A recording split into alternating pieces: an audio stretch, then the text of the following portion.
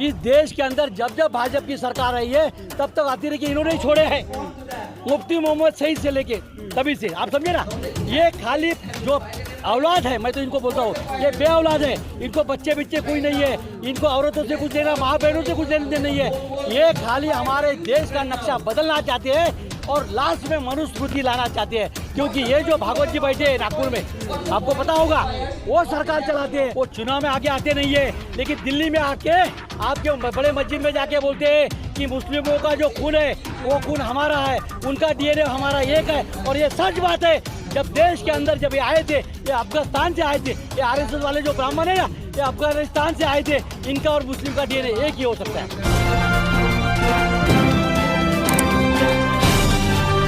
आप देख रहे हैं पब्लिक आवाज टीवी।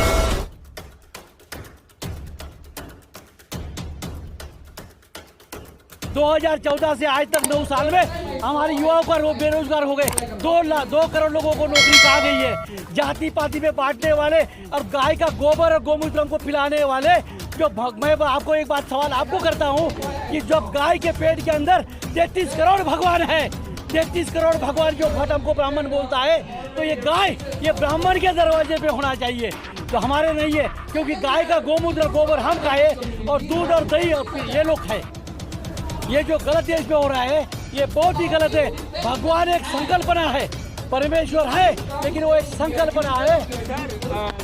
भाजपा कह रही है आदिवासी समाज का सम्मान, लेकिन राष्ट्रपति जो है आदिवासी समाज से बना दिया है। अमृतकाल की बात कही जाती है, लेकिन घटनाएं ऐसी आती है। मध्य प्रदेश में आदिवासी युवक पर एक ब्राह्मण पेशाब करता है, मणिपुर में निर्वस्त्र करके औरतों को घुमाया जाता है। तो दरअसल देश में चल क्या रहा, हो क्या रहा है? ये भारतीय जनता पार्टी को इस देश में खाली मनुस्मृति लाना है। अच्छा, जो मनुस्मृति हमारे बाबा साहब आम्बेडकर ने जलाई है, आज वो हमारे दिल से गई चुकी है, लेकिन इनको वापस इस देश के अंदर, जो कि देश के अंदर 2.5% ब्राह्मण है, जो पढ़े लिखे ब्राह्मण है वो देश को चला रहे हैं, और जो पढ़े लिखे ब्राह्मण नहीं है वो हमको 87% बहुजनों को चला रही है।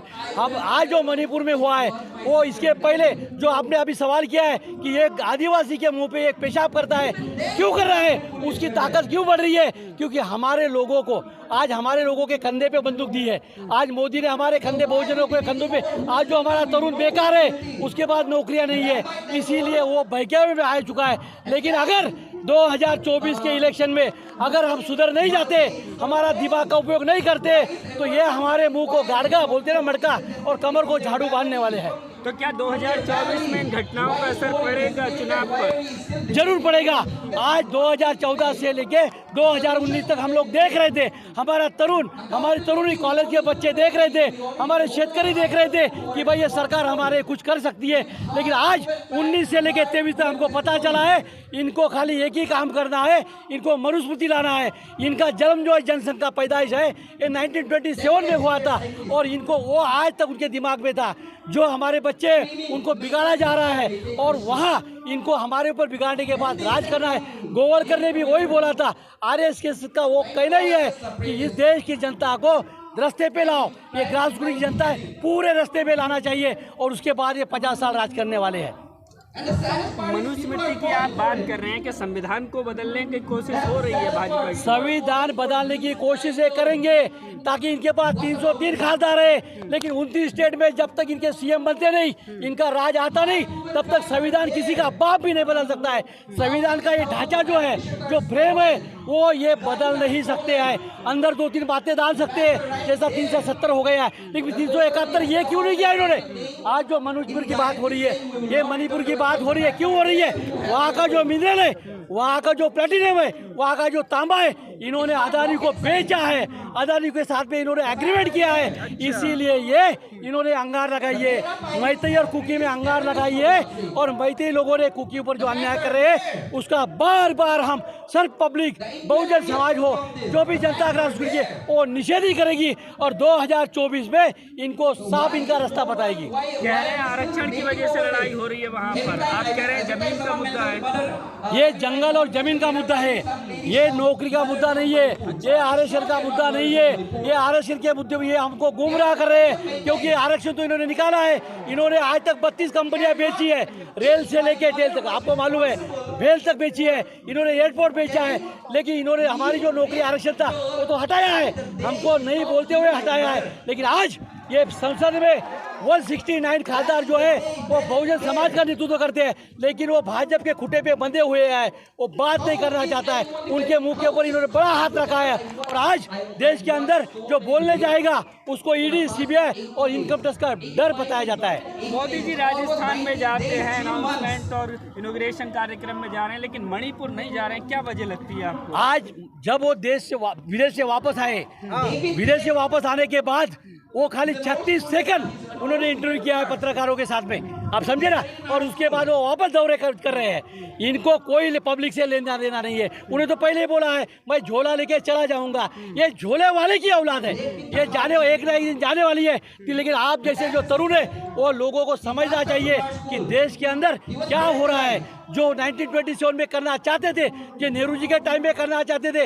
मैं आपको एक बात बताता हूँ कि 770 साल मुस्लिमों ने राज्य किया है, तब उनके बर्तन मांजने वाले यही थे, आरएसएस वाले थे, आप समझो भाजपा वाले थे। उसके बाद में छत्रपति शिवाजी महाराज आ गए, उनके भी वही काम करने वाले थे। उसके बाद ये पेशवाई आए, संभाजी राजे साहब का जो खून हो गया उनमें भी यही थे, यही हस्तक थे। और उसके बाद अंग्रेजों की दलाली करने वाले भी यही है, और आज वो सत्ता पे बैठे हैं। कह रहे हैं सबसे बड़े देशभक्त हैं हम, राष्ट्रभक्त हैं हम। ये देशभक्त नहीं हो सकते हैं, ये कायर लोग हैं, ये लड़ भी नहीं सकते हैं, ये जमीन पे लड़ भी नहीं सकते हैं। लेकिन हमारे जो SC ST बहुजन के तरुण हैं, उनके कंधे पे वो बंदूक लेके देश को चला रहे हैं। इनकी लड़ने की औकात हमारे सामने कुछ भी नहीं है, क्योंकि हम एक फार्मर है। आपने देखा ना, ये जंतर मंतर देश के अंदर जो उन्होंने फार्मर के लिए कानून बनाए थे उनको वापस लेना पड़ा कि नहीं पड़ा?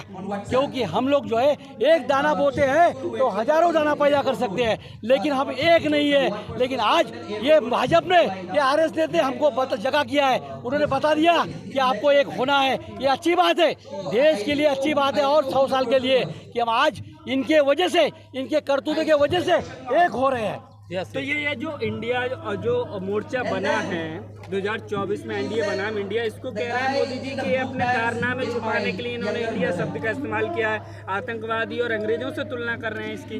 भाई मैं बोलता हूँ आपको, तो आप तो पत्रकार है, आप सब जानते हैं इस देश के अंदर जब जब भाजपा की सरकार रही है तब तक आती रही कि इन्होंने ही छोड़े हैं, मुफ्ती मोहम्मद सईद से लेके तभी से, आप समझे ना। ये खाली जो औलाद है, मैं तो इनको बोलता हूँ ये बे औलाद है, इनको बच्चे बिच्चे कोई नहीं है, इनको औरतों से कुछ लेना, माँ बहनों से कुछ लेना नहीं है। ये खाली हमारे देश का नक्शा बदलना चाहते हैं और लास्ट में मनुस्मृति लाना चाहते हैं। क्योंकि ये जो भागवत जी बैठे हैं नागपुर में, आपको पता होगा, वो सरकार चलाते हैं, वो देश चलाते हैं, लेकिन वो चुनाव तो नहीं लड़ते हैं, कैसे सरकार? यही तो बात है ना, वो चुनाव में आगे आते नहीं है, लेकिन दिल्ली में आके आपके बड़े मस्जिद में जाके बोलते हैं कि मुस्लिमों का जो खून है वो खून हमारा है, उनका DNA हमारा एक है। और ये सच बात है। जब देश के अंदर जब ये आए थे, ये अफगानिस्तान से आए थे, ये RSS वाले जो ब्राह्मण है ना, ये अफगानिस्तान से आए थे, इनका और मुस्लिम का DNA एक ही हो सकता है। लेकिन आज इस देश का मुस्लिम हमारे साथ है, हम सब एक हैं और संविधान को मान रहे हैं सब लोग। आपका भी कर्तव्य बचता है कि इन लोगों का जो है, जो काला चिट्टा है, वो पब्लिक के सामने लाना चाहिए। और मैं आज राजीव जी का अभिनंदन करता हूँ कि 4 साल मैंने 14 से लेके 18-19 तक मैं भी सोचता था कि राजू जी ने सोशल मीडिया लाया तो हमारे देश का क्या होगा। लेकिन आज पता चला कि इन्होंने सारी देश की मीडिया खरीदी की है। लेकिन आप जैसी ये सोशल मीडिया ये जिंदगी में खरीद कर आएंगे ये RSS वाले। तो एक अच्छा राजू जी ने बोला है कि जो कर रहा हूँ वो अच्छे के लिए कर रहा हूँ। लेकिन आप आज देश को आज़ादी मिलेगी वापस, वो आपकी तरफ से मिलेगी। सोशल मीडिया ही हमको आज़ादी दे सकता है।